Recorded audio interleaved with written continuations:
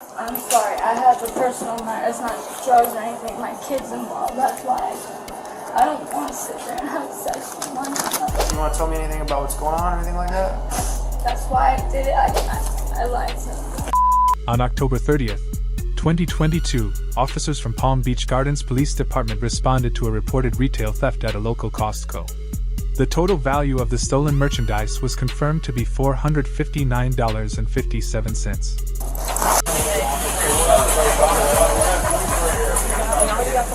Hey, where you going? I'm sorry. I'm trying to go not out here, but you want to head to the office, we don't make a scene out here. Want to go inside? Alright. You want to lead the way? Yeah. Yeah, right through the river. Hey, how are you?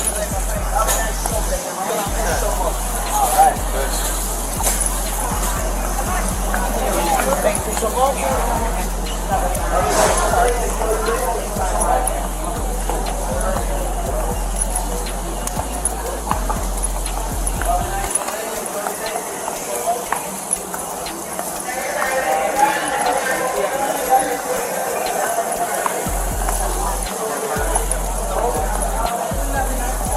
The woodshop, which is sitting on 87.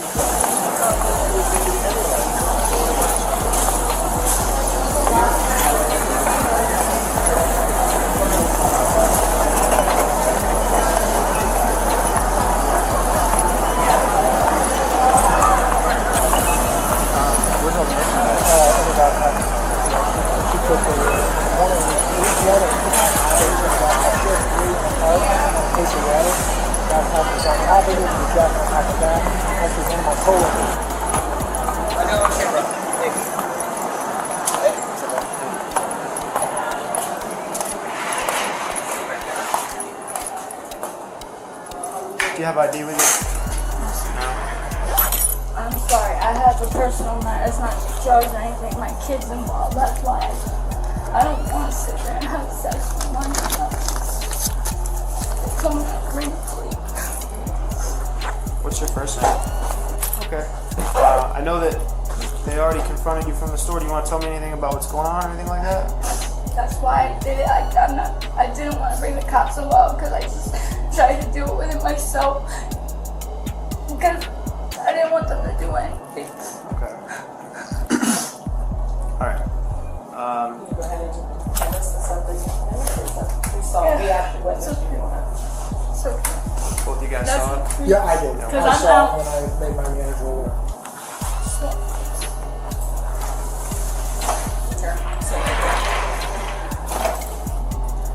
You want to open your bag? Is it alright if I do it? You don't care? go ahead.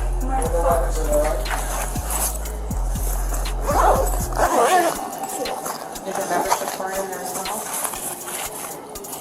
Oh, my mom. Our card's the one that's in there that needs to get in? It's alright if I said this here. I lied. Under Florida Statute Section 812.014, the value of the merchandise, $459.57, falls within the range of $100 to $749.99, classifying the offense as first-degree petty theft, a misdemeanor rather than a felony.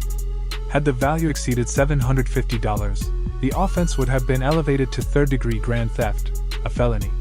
This monetary threshold is significant, as it marks the legislative distinction between misdemeanor liability, typically punishable by county jail time, and felony exposure carrying potential state prison consequences.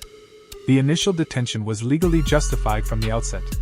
A trained loss prevention employee personally observed the suspect conceal merchandise inside a backpack, maintained continuous surveillance throughout the store, and confirmed that no attempt was made to pay for the items before the suspect exited the premises. Under the standard established in Terry v. Ohio, law enforcement officers need only reasonable, articulable suspicion to conduct an investigative detention. A first-hand report from a trained loss prevention officer easily satisfies that requirement. Furthermore, Florida Statute Section 901.15 authorizes a warrantless arrest when probable cause exists. In this case, the loss prevention employee's observations, the recovery of the concealed merchandise, and the suspect's own statements collectively establish probable cause beyond any meaningful dispute.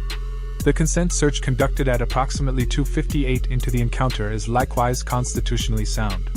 The officer requested permission to search, and the suspect voluntarily agreed. Under Schneckloth v. Bustamante, a consent search is valid when consent is freely and voluntarily given, as determined by the totality of the circumstances. The body camera footage reveals no evidence of coercion, threats, intimidation, or implied promises. Accordingly, the search complies with Fourth Amendment requirements, leaving little room for a viable constitutional challenge.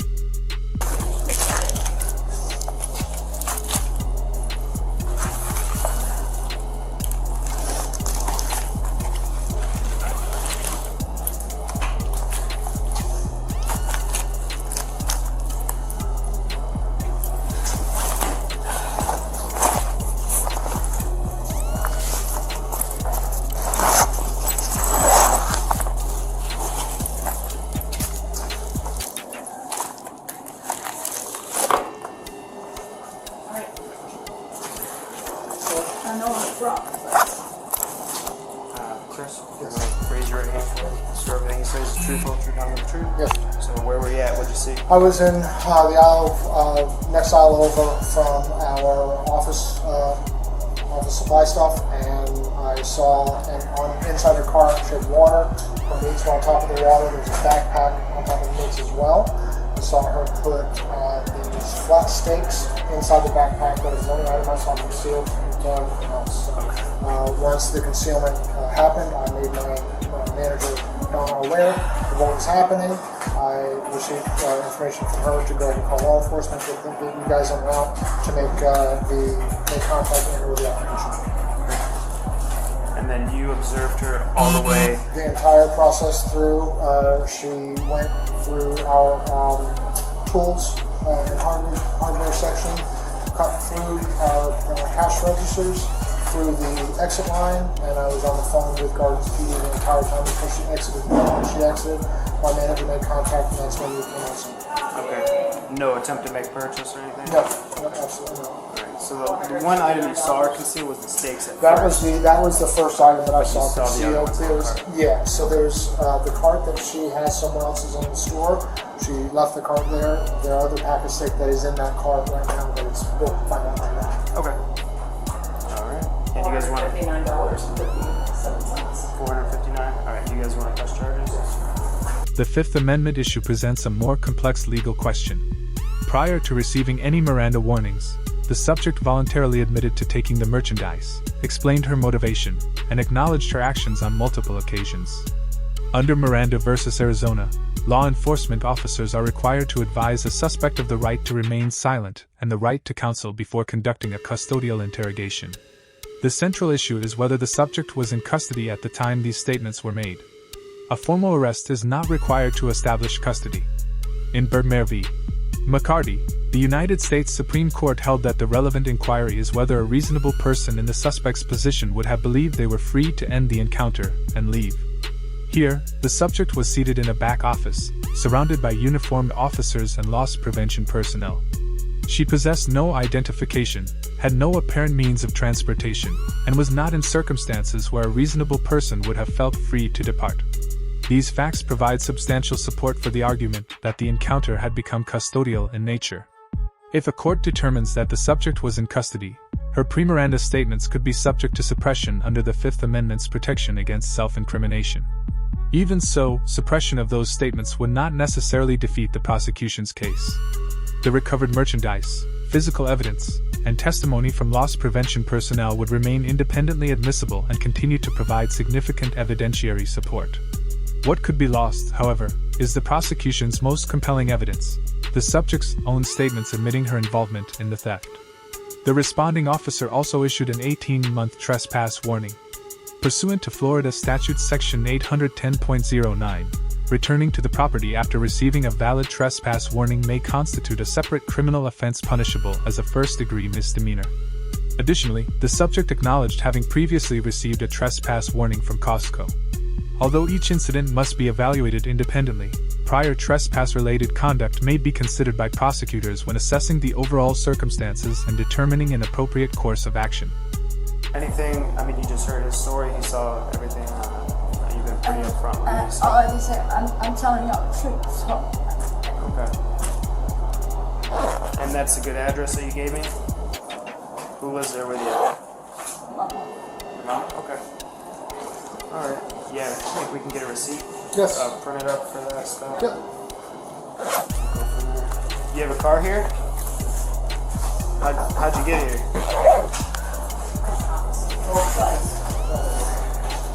Bus? Okay. Do you guys, have you had a license or ID card in Florida? I haven't, but right now I'm waiting for a place to help me get a place. So I'm in the program and all that. I'm not on anything. I just did it for my kid because they keep threatening me for my kid. It's the same thing you had in your email. Really, yeah, that, In my email, I mean, it's like, Okay. Because at that point I Do don't. you guys want to trespass? Okay. We can do an 18-month trespass warning. yeah. So you won't be allowed back in Publix for 18 months, okay? If you do come back here, Sorry. Costco, sorry. So- I said Publix. Can I ask you something? If they do anything like it, can I call you guys?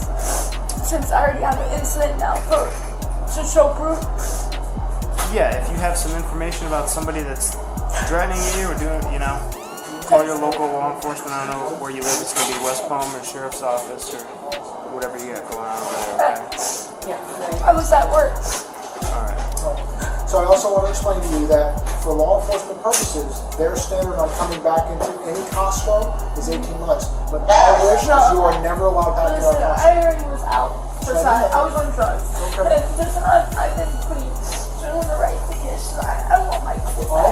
understand that when your children are involved, you're going to do what has to be done. I understand that, but unfortunately, this was the wrong I decision, know. and you know that. I admit that. That's fine. Your copy, you hold on to that one. Kind of hard to see it, but it says November 30th, okay? Thank you. Just a month from today. Any other questions about that? Alright, and then you guys have a receipt. Yeah, we have to see. We Okay. got the receiver. Can I have this one? Yeah, absolutely. Alright. What's going on? Yeah, come on, her out. And then if you want, we can wait with you outside and we'll get some. What's that? You don't have it. We'll see if we can get some more info on what's going on with your daughter, okay? I was saying, can I get your email? The officer evaluation B grade. The responding officer earns a B. The detention was legally justified, the consent search was properly conducted, and the loss prevention witness was sworn before providing testimony. Throughout the encounter, the officer remained composed and demonstrated a high level of professionalism in a situation that never required the use of force. The primary deduction stems from the absence of a Miranda advisement despite circumstances that arguably reflected a custodial environment. A precautionary Miranda warning would have required minimal effort and would have significantly reduced the risk of a Fifth Amendment challenge to the admissibility of the subject's statements. Subject evaluation, C grade. The subject receives a C. Cooperation during a shoplifting detention is often a tactically reasonable decision. Remaining non-resistant helps prevent escalation and may positively influence prosecutorial discretion, charging decisions, or sentencing considerations. However, the subject's decision to voluntarily confess without invoking the right to remain silent eliminated what may have been the strongest legal protection available. The Fifth Amendment exists precisely for situations like this. Remaining silent preserves legal options. Volunteering information often narrows them. Loss prevention evaluation, a grade. Loss prevention employee Chris receives an A. His account was detailed, chronological, and internally consistent. He maintained continuous observation of the subject from the moment of concealment through the point of exit, satisfying one of the most important requirements in retail theft investigations. Equally important, he did not physically intervene. This reflects sound loss prevention practice, reducing both liability exposure and the risk of unnecessary escalation. The only minor deduction involves incomplete documentation regarding additional items that may have been left in a separate shopping cart. Key takeaway. The central lesson from this incident is straightforward. Miranda warnings are not merely procedural formalities. They are constitutional safeguards. When an encounter becomes custodial in nature, the obligation to advise a suspect of their rights may arise regardless of whether the individual is cooperative or whether a formal arrest has been announced. For the public, the right to remain silent is often most valuable at the precise moment when explaining oneself feels most tempting. In a criminal investigation, nothing volunteered can erase what has already been observed. It can only add to the evidence already available. If there is a police encounter, courtroom proceeding, or legal issue you would like us to analyze, let us know in the comments below. Thank you for watching. Be sure to like, subscribe, and turn on notifications for more content covering police encounters, courtroom proceedings, and legal analysis.